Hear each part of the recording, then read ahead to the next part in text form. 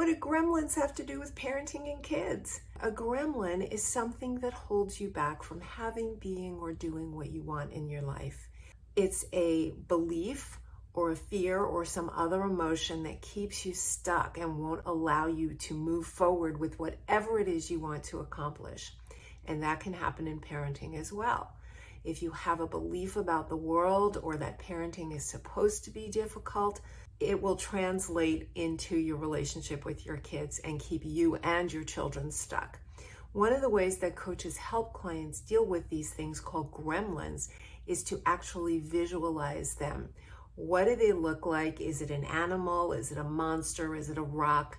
Give it a name and then start to describe how this affects you. And you can even talk to me. You can say, hey, Fred, my gremlin was Fred the Frog. Hey, Fred, I have other things to take care of. I'll get back to you later, right? It all sounds very silly, and yet it's very effective.